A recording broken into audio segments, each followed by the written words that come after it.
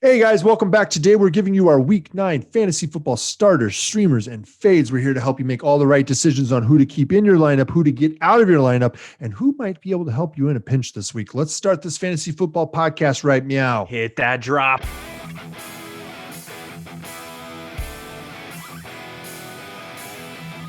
Hey everyone, I am Justin, that is Kyle, and this is the Fantasy Football Upside.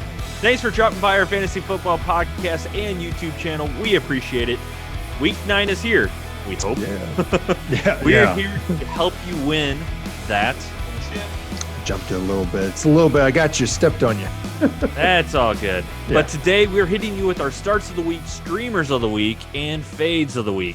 Yeah. Definitely check out our waiver wire pickups for week 9, as well as our Thursday night football start sit matchup. Click on the link right where he was pointing or in the description below. That Thursday night start sit matchup might be a little different than what it's going to shake out. Yeah. We recorded that before everybody got COVID. So yeah, we have there's one active wide receiver on the roster for the 49ers, and that's good old Trent Taylor. So he might be startable.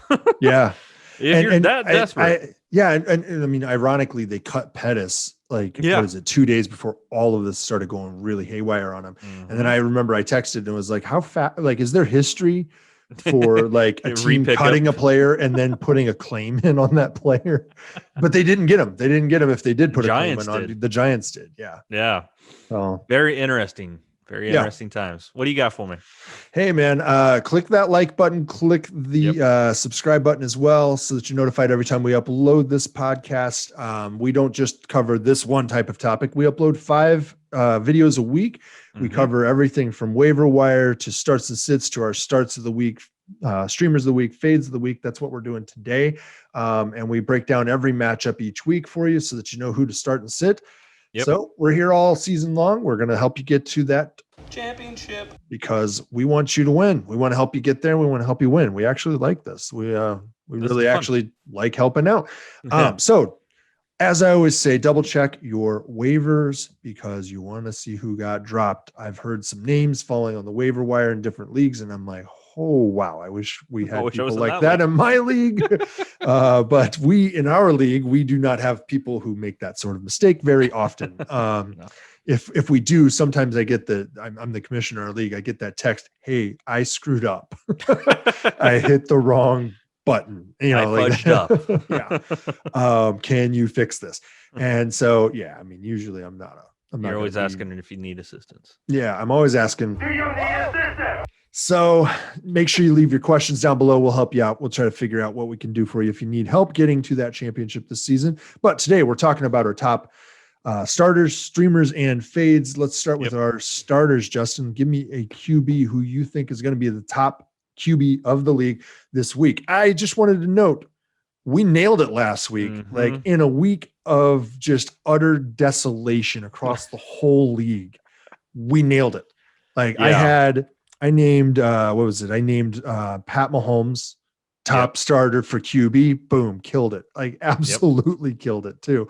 And then running back was Dalvin Cook. Had him and boom. Yeah. And then Devontae Adams was up there. I think you had a couple that were up there. So we did pretty Aaron good Rodgers, Derrick Henry, Tyreek Hill. They all finished right around that top 5. Yeah. Absolutely. Yeah. We'll take those odds, man. It's a win. It's a win. Yeah. All right. So here we go. QB, who's your starter of the week? It's guaranteed. It's a lock. I mean, we've got it. We figured the system out. Lock it in. Obviously, yeah, lock it in. Wait, you know what? You know what? Here we go. Write that down. That's right. We're going to write it down. All right. QB. Deshaun Watson going against the Jacksonville Jags. Jags give up the 4th most points to quarterbacks, so you got that going for you. There you go. This is the same team that Deshaun Watson played in Week 5. He put up 359 passing yards, 3 touchdowns, 25 rushing yards, and 2 picks, but that still got him to a 6th best QB finish. And he did that with Bill O'Brien as his coach. And he did that with Bill O'Brien. Thanks for that little nugget. I appreciate that. I didn't sprinkle have that something in. Something. But both of these defenses are pretty darn poor, and that means the offenses should feast. Oh, so that should be a shootout. Yeah, that is my QB start. Who you got? You know who I've got is Russell Wilson. Actually, Who? This Russell Wilson at Buffalo. That's right. Yeah, Russell Wilson. Sorry guys. That's a callback to an episode this summer. For some reason, I forgot how to say the letter L, and I called him Russell Wilson. For a second. Yeah, do you smell burnt toast? Yeah. Anyway. So look, Buffalo has been very middle of the road against the QB this season. But without any healthy running backs in the backfield for this game, Carson's banged up, right? This is going to be on Wilson's shoulders for the whole game, as opposed to just the fourth quarter, which is what's normal, right? Like it's always we tried to run the ball. Can you win come on, win it for the Gipper. yeah, win it for me. I need my job. So look, this is going to be a shootout, I think, actually, because Seattle doesn't play defense, and Buffalo hardly does. So boom, I think that you're going to have a shootout here. I think that this is going to be one of those big high-scoring games, and there's two weapons on the passing game on this side, one weapon on the other side. Yep. This is going to be a good game. This is going to be a high scoring game. And if you've got pieces in this game, if you've got guys in this game, this is one of the ones where you're definitely going to click that start button. All right. What do you got at running back? Running back, James Robinson. You're going to like this one going against the Houston Texans because, you have James Robinson in our league. So I figured you'd love this one. But the Texans, I'm going back to this game. I just talked about Deshaun Watson. Now James Robinson. Well, the Texans give up the second most points to opposing running backs. So that's why. Yeah. And, he was the second most productive running back in their game against the Texans. And that was week 7. So I'm going to go based off of what already happened. He's going to finish up there. Yep. And that's the thing with the Jags, too. They're going to want to take pressure off of their new QB because if you haven't heard, Gardner Minshew is going to be out for this game. So that means come on down, rookie Jake Luton. Well, they're jumping right over Mike Glennon, too, by the way. Glennon is on that Mr. team. Neck? Mr. Yeah. Yep, that guy. But I just feel like they're going to probably not put everything on his shoulders, put a lot more on James Robinson. If he does throw a lot, it could be either deep passes or checkdowns because I think Jake has a big arm. But they want to limit the amount of mistakes that he could possibly make. So who do you have as your running back? I'm going back to the well here, man. I'm gonna ring that bell two weeks in a row. It's Dalvin Cook. Why Dalvin not? Cook versus Detroit. I mean, look, he and Kamara are competing for, the first pick overall next year at this point. I think it's a mistake because I think that Christian McCaffrey should be in the conversation and Saquon Barkley should as well. Although Saquon seems to have a little bit of an injury bug. But you can't really blame him, right? Some of these things are not entirely his fault, right? But I just, look, we got this one right last week. Detroit has been giving up the second most fantasy points to running backs this season. And if you haven't been paying attention, I don't know if you've noticed, but Dalvin Cook is kind of killing it. And so between those two things, it looks to me like, and not only that, Kirk Cousins is the quarterback in Minnesota, and he's trash. Other than he's really good at just like putting that ball right there. He's like, hey, Dalvin, I need another contract extension. Could you help a brother out? Right. Right. He's really good at counting his money. Yeah, he is. He's very good at it. He's like, here you go. Here you go. Here you go. Yeah. Tips him every time he hands the ball off. he's got 100 taped to the ball. There you go. There you go. But anyway, Dalvin Cook, he's going to hit it. He's going to kill it. I can't see any reason he wouldn't. He did it last week. He should do it this week. There we go. Wide receiver. Let's hit it up. Mike Evans versus New Orleans Saints. Wait a minute. Did you just take my roster from our league? I pretty much did. That's what you're doing. I didn't realize until just now, but yes, I kind of did. So, I don't know how your head's going to fit within this frame now. May not. But you didn't pick Pat Mahomes. I didn't. Like I said, I didn't want to get too crazy on you. But Evans, he ended a 2-game scoring drought finally last week. So, and I look at this as there are more weapons that are going to be coming back for the Tampa Bay Buccaneers. And one of the big ones is Chris Godwin. The other guy that's coming on board, I'm not even going to mention his name because we don't like him here on this show. But there is a weapon that is coming onto the Tampa Bay Buccaneers. So I think there's a tension going away from Mike Evans. So that should open up more for his side of the field. Yeah. The Saints, have not been the greatest at limiting opposing wide receivers. They're giving up the 11th most points to wide receivers, but they're giving up the 27th most points to running backs. So that means they're really good against running backs. They're not so good against wide receivers. So I think they're going to use that in their favor this week. Yep. Who do you have? I'm going to keep it quick here, short and sweet. I'm going with Stefon Diggs versus Seattle. I'm going back to that same game here, opposite side of the field, though. Yeah. Against wide receivers, Seattle is the worst. That is right. They are absolutely terrible. They do not. They're unaware that there are wide receivers running on the field. Like when they're out there, they're just unaware of it. They're like, I see these big guys up front. I should pay attention to what they're doing. Oh, well, who was that? Was that DK? Yeah. So look, Diggs has been the clear wide receiver one on that offense, and there's just no dispute about that. I think there was some questions about it early on, going into the season. John Brown got hurt. Yeah. And then John Brown got hurt, and John Brown, even when he's healthy, has been fairly unproductive, like droppable right now in redraft. And Gabriel Davis has stepped in and been somewhat effective. He's flashed a couple times. Yeah, in John Brown's absence, he's flashed a couple times.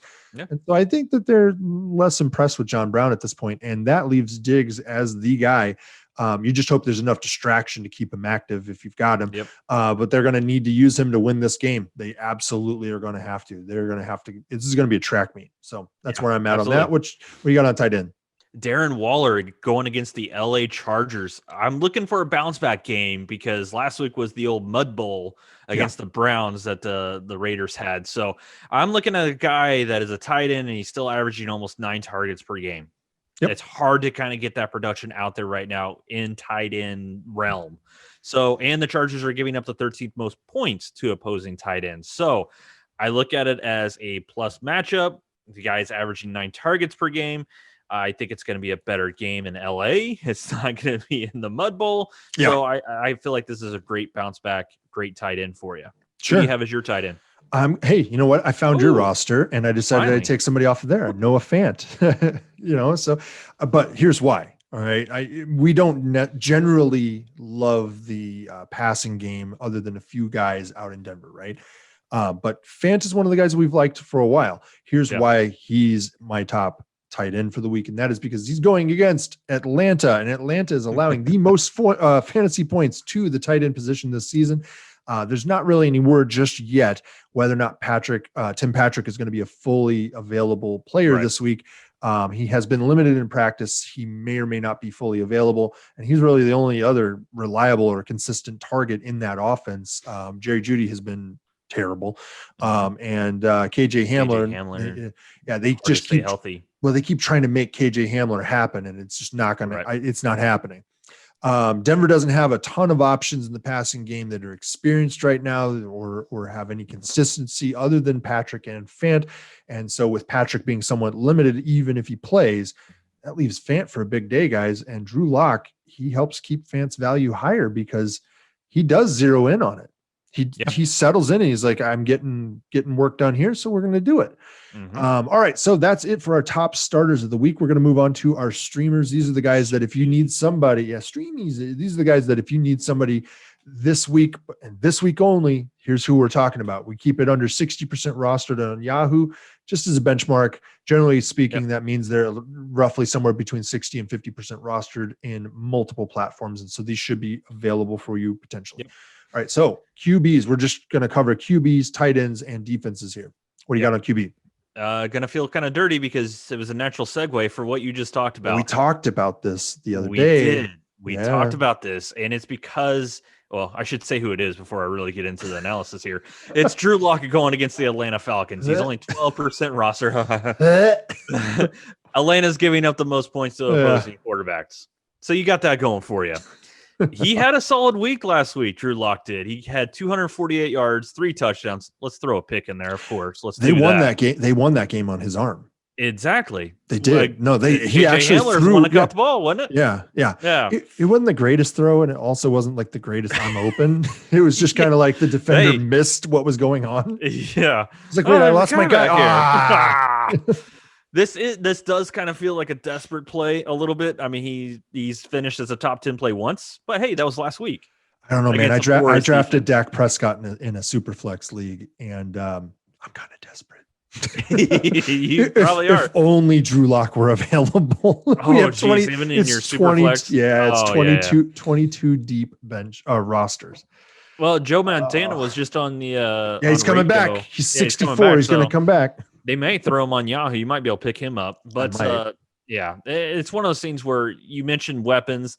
There's not as much experience, but across the board, this is a plus matchup for every position going against the Falcons. So I know I still feel dirty, but that's who I have as my quarterback. No. Dirty is putting a claim in and actually spending fab money on Cooper Rush. Oh, that's dirty. Did someone do that Oh, no. Me in that 22-man roster league. Gosh, 12. Oh, yeah. 12 teams, 22 guys deep. And I'm not joking. I've lost 3 quarterbacks in that league, and it's a super flex league, and everybody's got 3 on their roster. I mean, at that point, there are not starting quarterbacks that are available so it's like, well, I know Cooper Rush and some other dude are going to be fighting it out this week, so I'll put claims in on both. I've got them both. Let me see. One of them's going to start. I know that much. Taysom Hill, does he have joint? He's available. He's available, but does he have dual roster? It doesn't matter. It's a super flex. It's not a 2 QB. It's super flex. So he's 100% available. But anyway, I digress. Don't do what I'm doing. I have to do it. This is like an unbelievable situation. I'm still doing really well in that league too. Because I drafted everything else really, really well. I got unlucky with Dak. I was first in the league when Dak was healthy.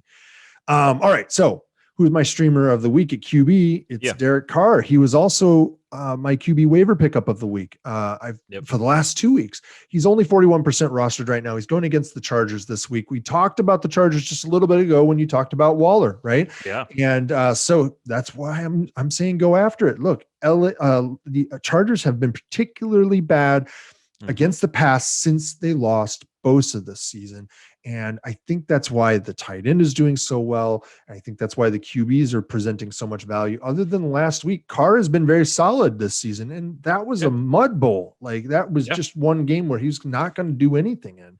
And so as a streamer, he provides what I think is a really good baseline with upside.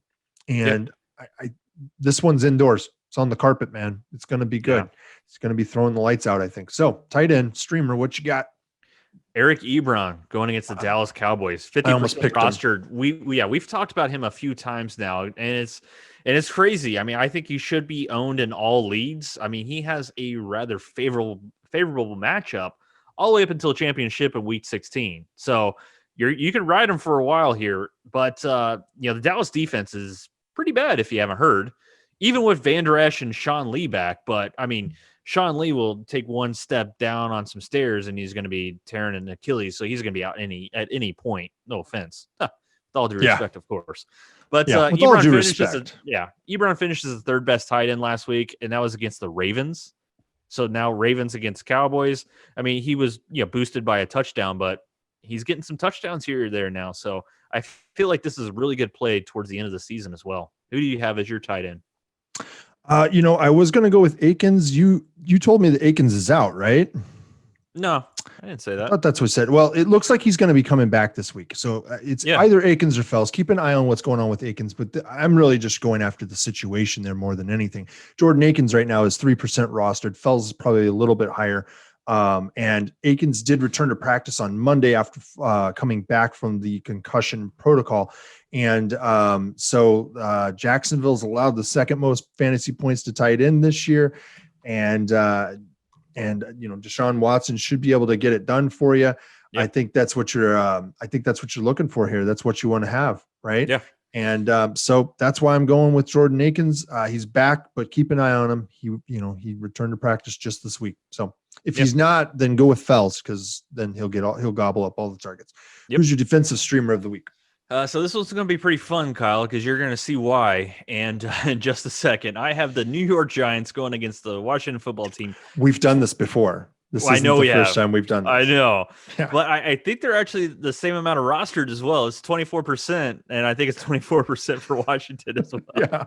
Yeah. But the Washington football team gives up the 9th most fantasy points to opposing defenses this year. Not surprising. And the Giants and Washington played week 6, and Giants scored 14 points in fantasy. That finishes the 5th best D. So not bad for a defense that's being owned in less than a quarter of the leads. Once again, these are streamies. These are streamers. This is not something that we want you to continue moving forward with this defense, and that's probably the same with Washington. At least I think Washington has a little more upside throughout the rest of the year. Yeah. Washington's been very consistent. They've been solid this year. Great defensive line. And that's who my streamer is. In week 6, I think we did the same thing. We picked Washington and New York Giants. I think you're that right. week. And so I'm picking Washington this week as my streamer. The Giants allow the 5th most fantasy points to the defense position, right? And Washington's had a few solid games. They've been unstartable in a lot of other games. So this game should be a good opportunity for them. That's what you're really looking for. This is not a team that you're going to pick up and keep rolling with. You're looking for that upside on a weekly basis. I picked them up in our league because I'm streaming defenses. That's how I usually do things. So that's who I picked up this week. Yep. All right, let's move on here to the fades. Let's try to run through these somewhat fast here. I'm sure everybody's getting bored with us. And let's hit QB up. Ryan Tannehill for Chicago defense. So, I mean, the Bears give up the 2nd least amount of points to opposing quarterbacks. And Tannehill's had a slight dip in production. The last 2 weeks, he's finished as the 17th and 13th best. After weeks 5 and 6, he was 2nd and 3rd. So a decent dip in that production. This could Josh be a Allen-esque. It really is. And I feel like this could be game script into a run heavy game where they want to limit the potential of mistakes that the Bears could steal a win out of this. If Tannehill made some mistakes, they don't want that opportunity to happen. So that's what I have as my fade. Who do you have as your QB fade? I've got Drew Brees. That's who I'm hitting is Drew Brees. He's going at Tampa Bay. He's been very pedestrian this year, actually, for the most part. But he has had back-end QB1 value since week 3, right? 1 and 2, he was pretty absolute trash. Like he was just not usable. But since then, he's kind of been a back-end QB1. However, Tampa Bay has been a tough matchup for QBs all season long. They're 30th in points to the QB position. And so they're a really tough matchup. And I don't see him getting it done. I just think he's going to have a really long day at the office on this one. And you might regret it if you start him. You might. Usually our fades are like, temper your expectations. In this instance, I'm saying you might really regret starting him. Let's go to running back. Here it is. It's the big one. Ezekiel Elliott versus the Pittsburgh Steelers. I mean, the Steelers give up the least amount of points to opposing running backs. So, And the Cowboys offense, I have this as my note, is straight butt right now. That's what I have. And come on down, Cooper Rush, as the pride person that owns him in a league now, Kyle. I'm sure you. I don't own him yet. I put in the claim on him. I don't own him yet. Not yet. My bad.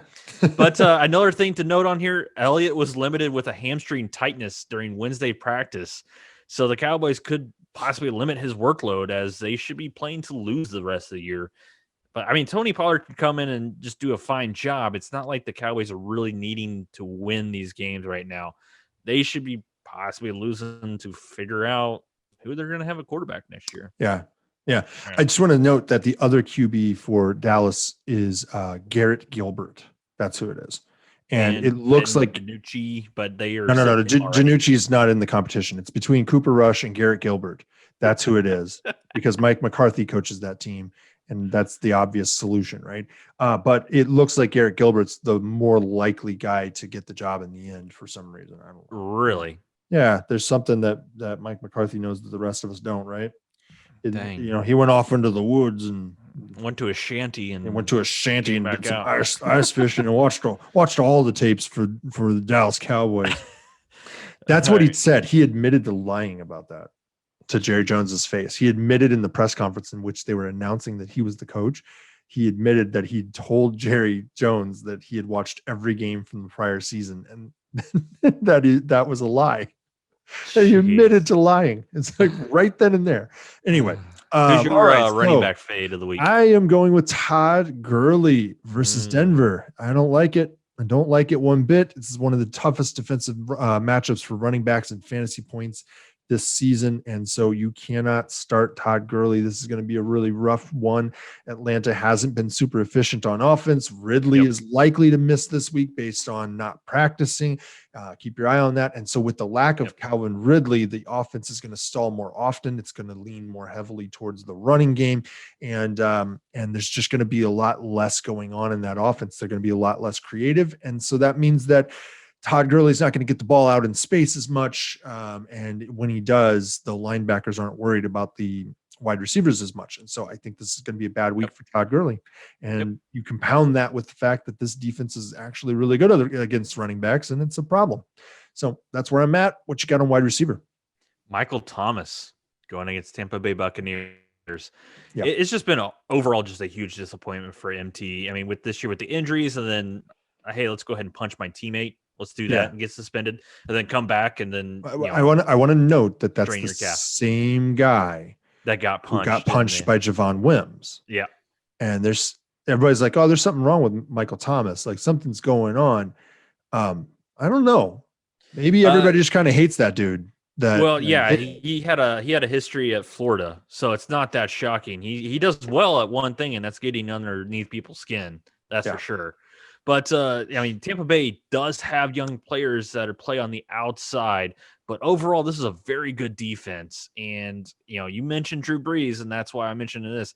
Drew Brees can't throw it more than 10 yards. Yeah. I mean, Michael Thomas does do really well in that slot as well, but it's still – I don't know if he can get the ball to him. Yeah. I just don't see it. I don't know. Who's your wide receiver fade? Just before I do that, you mentioned that guy gets under people's skin, right? I saw what precipitated the reason Javon Wims did what he did, and it wasn't under his skin. No. That was the first thing that Javon Wims did in reaction on the next play. But they got into an altercation on the play before it, just at the end of it. And the defender, I don't remember the guy's name, snuck his hand like near Wims' chest so that it was hidden, and then went up under his mask and poked him in the eye on purpose. Jeez. Well, he also actually pulled his mouthpiece as well, quite a bit further previous to that. So that was just an added bonus, but just stupid. It's just dumb stuff. All right, so I'm going with Robbie Anderson here. I'm fading Robbie Anderson this week. They're at Kansas City. He's been mostly a consistent wide receiver 3 this season. So while he is way up there in the rankings in a lot of leagues, that's just because he's been very consistently scoring for everybody. He's not been outstanding. He's not been blowing anybody away. He's not been winning you a week. He's just consistently getting it done. Those are the kind of guys, the grinders that you do need on the back end of your starters. So that's not bad. But Kansas City's been very tough against wide receiver this season, right? They are the 4th best against wide receiver when you're looking at fantasy points. And so that's actually a pretty tough scenario when you're talking about a guy who's actually just a wide receiver 3. So it is misleading that he is one of the top wide receivers, but he's just generally speaking a wide receiver 3. And so when you combine that with a very tough matchup that's likely to get to beat him, that makes him actually unstartable. Like if you were talking about a normal guy who has blow up weeks with that wide receiver 1 upside and is hanging around the same ranking territory as Robbie Anderson is, those guys have that wide receiver 1 upside. And so if they have a bad week, they fall back to wide receiver 3. He's starting at wide receiver 3, so he might fall back to 4 or 5 level, and that's just not startable at all, even in flex. So you'll be lucky, I think, for him to finish as a wide receiver 3 this week.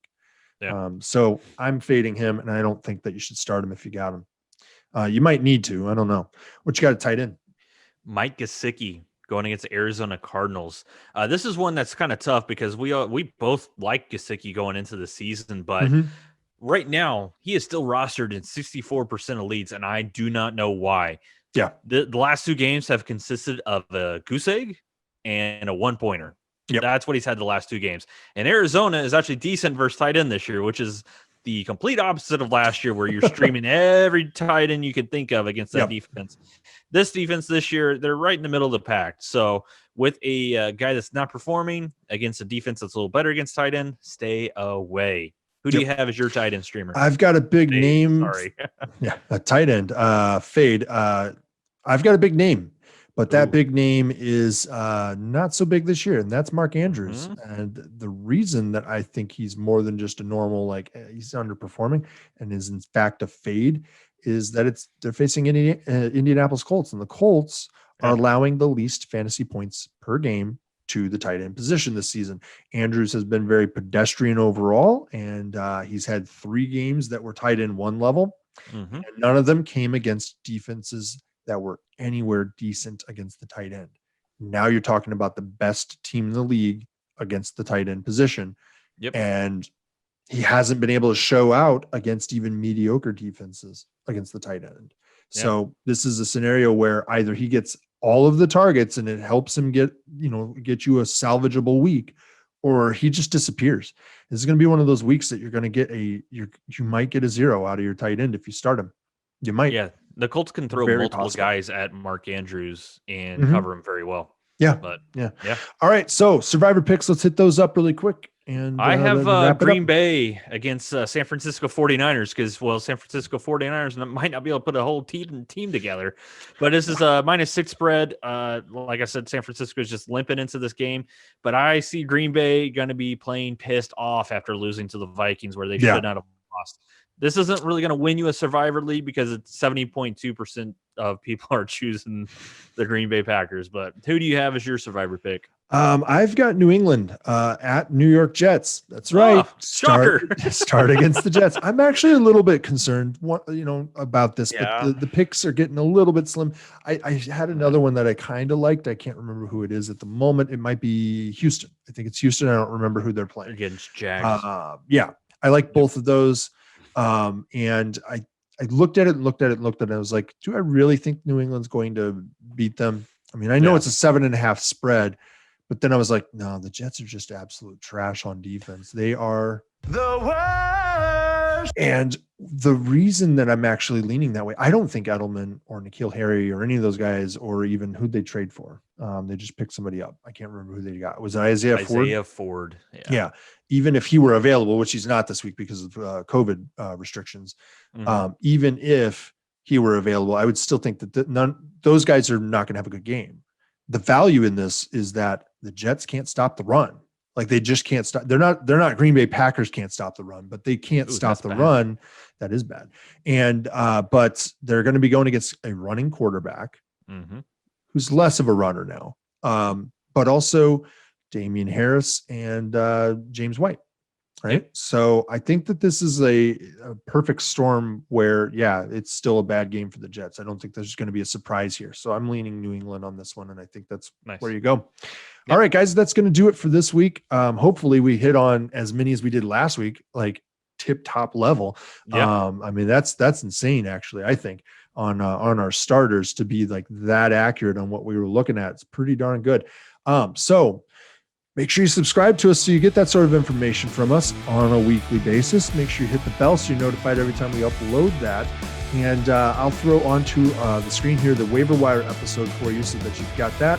Maybe I'll throw last week as well so you've got some extra names in case you're still looking at guys to pick up off the wire, especially if the Thursday night game gets canceled.